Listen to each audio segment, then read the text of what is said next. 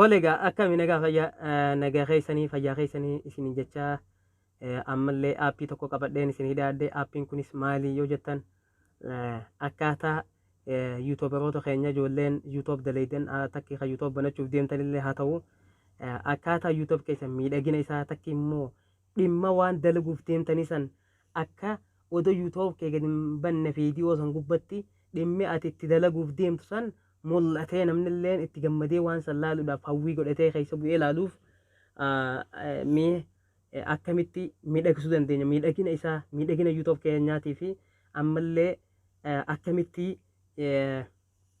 waan dubbachuuf takki viidiyoon keenya san ilaallatu viidiyoon keenya san maal ilaallata waan inni ilaallatu san gubbatti yuutuub keenya viidiyoo gubbatti akkamitti iskiript goonee akkamitti gubbatti hiina kaja'u aappii lamaan isin laalchisa lamaan keessaa mee tokko pixilab kaja'u kana mee haaseen nuun isin jaa mee aappiin pixilaapiin isa kana kunoo akkuma mul'atu pixilaapiin isa kana mee isa kana haa cuqaasnu hedduu nama fayyada aappiin kun aappii hedduu nama fayyadu faayidaa adda addaa qaba isa kanaan hedduu yuutuubis dalagaa yuutuub isa kana malee hin deemtu akkasuma aappiin hedduudhaatu ammallee hedduudha aappiin adda addaati ammaaf inni kunillee filatamaadha gamanumaan ammallee inni kunis aappiin kunillee filatamaadha aappiin isa jalaa kuni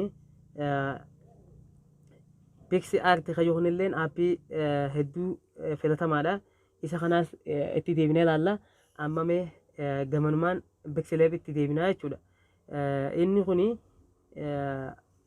pixilaabiin kuni dalagaa akkam dalaga kajeudhaaf mee hojii isaa waliin haa laallu hojii hedduu dalagaa waan hedduu nama hedduu dalagaa isaa keessaa mee takka laallaa jechuudha mee hojiin isaa hojii akkam akka taate amma fakkeenyaaf new text kajoo kana akkanumatti kunoo bakka kanatti dileet goota laal bakka tana dileetii inni nu si gaafata inni dileet si gaafata dhiifama wajjin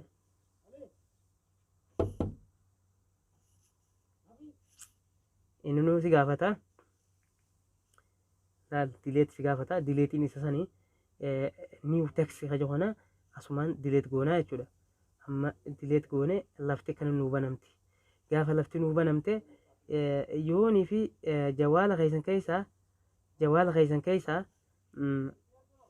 mana footoo keessaa zaayisa isa lafa tanaa baddaluu feetan zaayisa lafa tanaa mana footoo keessaa waa feetan asuma dhooytanii mana footoo kana kunoo laal firoom gaalaarii kayyoo kana keessaa footanii fiddanii jechuudha yommuu as keessa laallattanii kunoo bakkana kana asooftan keessaa kafeetan gubbaa kaayyattanii jechuudha amma mee ani tokko haa filadhu mee isa kana haa filadhu mee isa kana haa filadhu mee kanaan filadhee teeksi kajoo gubbaa hin haqaa amma isa kanaan filadhee jechuudha amma kan ifii inni qabu kan jaa'isatti ifii qabu immoo kun tanneen kan inni jaa'isatti ifii qabu yoon kana jibbees kanatti hin deeffadha laal kun akkanatti kanatti deeffadhee katabbilee gubbaa hin haqaa kanatti hin deeffadha akkanatti lafa banaa godhadha yoon kana jibbees kanumaan fedhetti hin deeffachuu danda'a jechuudha.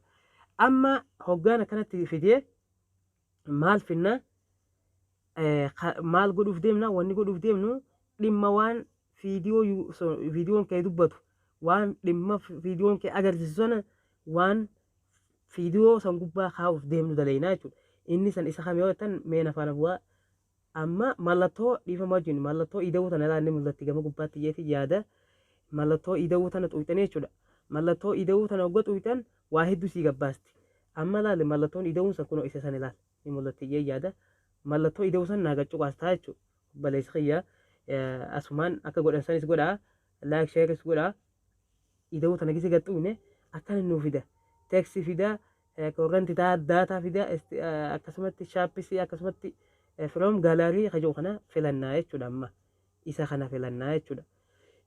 Isa kana yoo filannu gama mana footoo nu geessaa jechuudha mana footoo nu geessa inni kun isa jalaa kana filannaa jechuudha amma isa kana gaccuqaasna akkanatti footoo wanni jawaala keessaa qabnu guutuun akkanatti nu ol baatii jechuudha gaafa footoon akkanatti nu ol baate amma mee fakkeenyaaf ani maal akkaan godhuuf footoo takkaa filadhu mee footoo tamiin filadhaa jedhu mee amma dhimma wallisaa ana barbaadhaan yoon dubbachuuf deeme kun footoo isaa fidadhe jechuudha. Amma footoo isaa fidadhe kun akkanatti asiin xiqqeessuu feetes akkanatti deeffachuu feetes zaayiza isaati jechuun takka tuqaa takka kajoo kanatti deeffachuu feetes 16 tuqaa 9 kajoo kanaas akkanatti akkasumatti zaayiza isaati kafeetu gubbaa geeffataa jechuudha. Sanduuqa kana jechuudha. Sanduuqni banaa kuni zaayiza isaati. Mee ani tokkoffaa kanaa filadhu. Isa kana egaan filadheen boodatti maaliin godha? Amma asumaan dhufee mallattoo tana cuqaasuu hin dagatina. Hoggaa waa daleeydan dhiifamaa wajjin hoggaa waa daleeydan mallattoo tana cuqaasuu hin dagatina.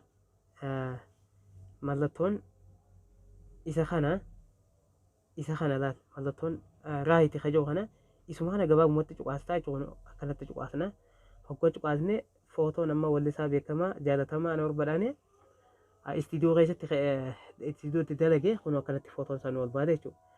Amma viidiyoon inni yuutuub gubbaa kaa'uu deemu san dhimma wallisaa kanaa ta'uuf deemti waan ta'eef amma laala. Fakkeenyaaf amma dhimma wallisaa kanaatiin himuuf deemu waan ta'eef dhiifama wajjin xiqqoon cinaa azaanaa sannee dhagahama dhiifama guddaa isin gaafachaa. Dhimma wallisaa kanaa dubbachuuf waan deemuuf akkanatti zaayiza isaa walqixa isaatti gabbuufadhee amma maaliin godha? Amma maaliin godha? Akkanattis guddisuun hin danda'a jechuudha. Akkanattis guddisuun hin danda'a. Akkanattis walakkaa kana geeffachuu hin danda'a. Yoon xiqqeessuu fedhes akkanattiin cinammeessee itti katabaa jechuudha. Amma mee fakkeenyaaf dhimma wallisaa keenyaa yoon dubbachuuf fakkeenya isinii godhuudhaaf isa kana akkana godheen zaayiza isaa kana walqixxeessee jala kan hunda walqixxeessitee eega akkana walqixxeessiteen boodatti bufeete gabaabsitee amma iddoo tanatti katabattaa jechuudha. Amma eessa dhufta? Eessa dhufna? Amma bakka tana dhufna. Bakka tana dhufnee itti katabuuf deemna dhimma isaa waan ta'eef amma eessa dhufna? Qubee A kan guddaa kana laal jala kanatti isinii fida jawaallee hundinuu qubee A kana cuqaasna jechuudha. Teksii katabuudhaaf deemna waan ta'eef amma isa cuqaase isheen cuqaasu mallattoo ida'uu teksii kajoo kanaa dhufa. Katabbii lamee wal cinaa tan mallattoo qabdu sana keessaa tokkoffaa tan teksii ida'uu qabdu sana isa kana cuqaasna. Dhiifama isii tana cuqaasna. Hoggaa kana cuqaafne maal fida? Mallattoo qalama fakkaattu taniinii fi edit jettu sana xuuxaa jechuudha. Amma isii tana xuuxee eessatti baata? Isii tana keessa xuuxee eessatti baata? Gama katabbii qubeelee itti geessa jechuudha. Amma edit kajoo kanumaan qalama guddii maan tuqe kana gad cuqaasna jechuudha. Akkanatti nuuf fida jechuudha bakka watti katabnu. Akkanatti isin mul'ata jee yaada. New text kajoo kana dileet goota akkanumatti. Dileet egaa goone amma fakkeenyaaf wallisaa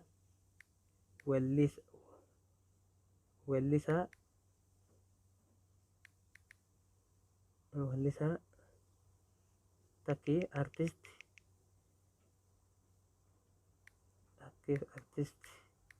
haa jennu kabajamaa fi jaalatamaa fakkeenyaaf amma kabajamaa fi jaalatamaa haa jennu itti katabuuf deemna nafaana bu'aa dhiifama guddaa wajjin jaalatamaa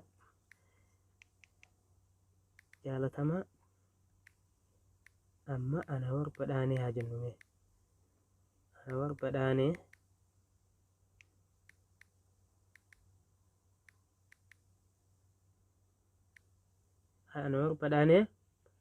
amma fakkeenyaaf dhimma isaa wanni dubbannuuf deemnu sirba ammayyaa yookiin miksingii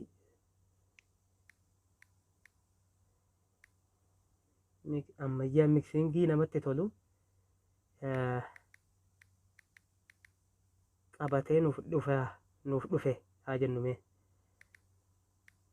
qabatee nuuf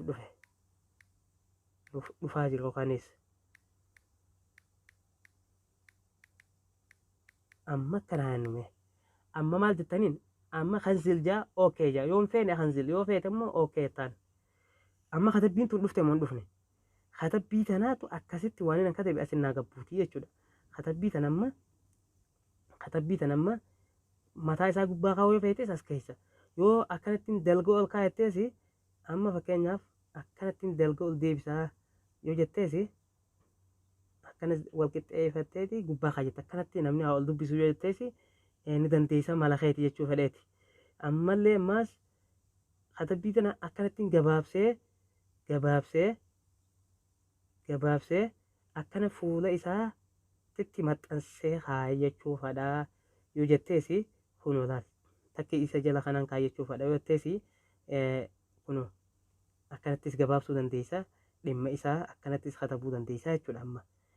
Amma gaa eegaan dhimma isaa kana katabeen boodatti maaliin filadha asumaaniin as deemee kalaara isii filadhaa jechuudha. Amma adiidha yoon fedhe diimatti deeffachuudhaaf dhiifama wajjin diimatti deeffachuudhaaf kunoo bakka kana laala isinitti mul'ata yaada bakkuma kana dhuftaa jechuudha. Bakka kana guwaa dhuftu amma kunoo laal isa kana cuqaasta jechuudha.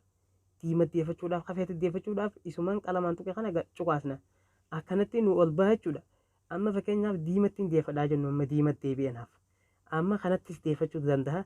Kafeetu keessa deemtee akkanaas godhuu dandeessa. Kafeetu keessa deemtee filachuu dandeessa jechuudha. Mee diimattis filachuu dandeessa.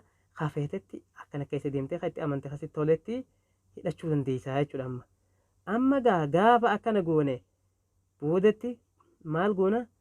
Gaafa kana gooneen boodatti maal goona?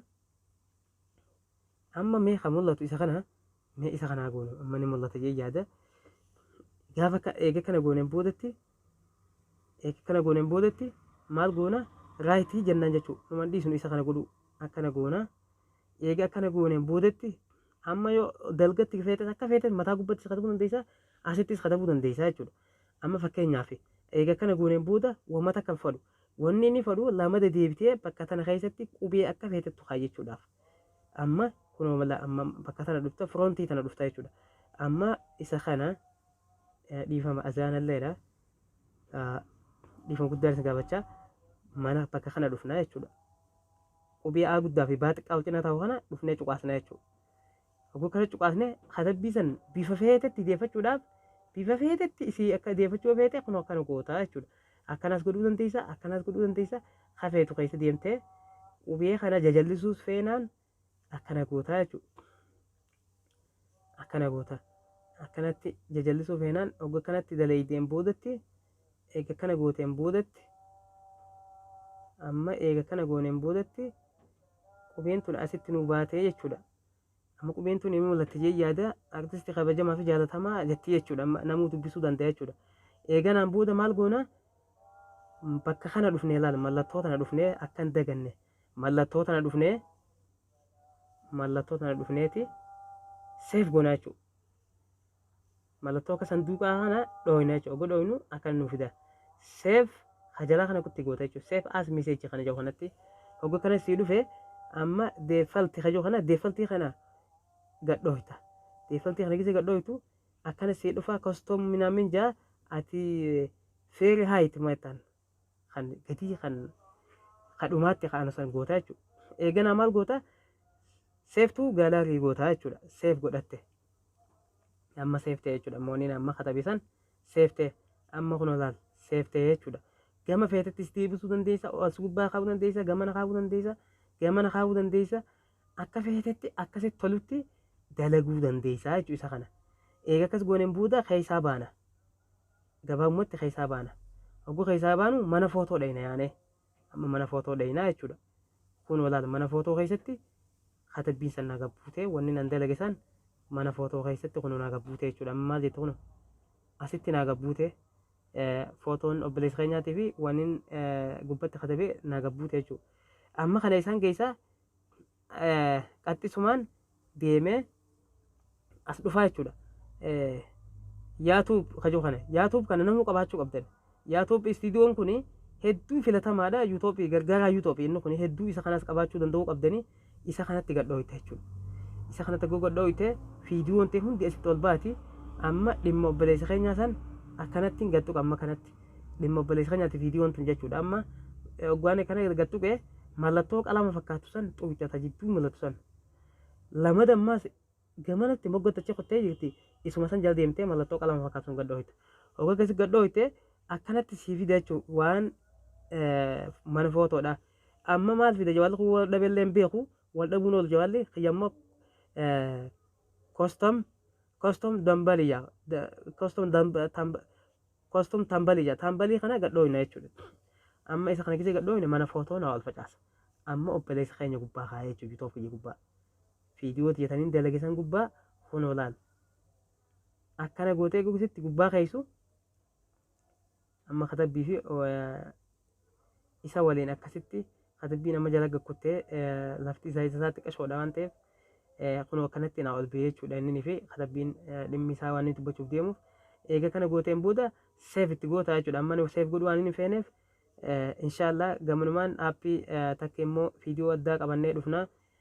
Hedduu galatooma gamanumaan sheer laayikuudha waan hedduu isin fayyadu pikseleebiin kuni akkasiin isin jaa hedduu galatooma waan dhageeffattaniif hedduu kanaaf galatooma hedduu galatoomaan isin jaa maatii nuuf ta'a maamilaas nuuf ta'a gamanumaan akka godhan sanis godhaan isin jaa galatooma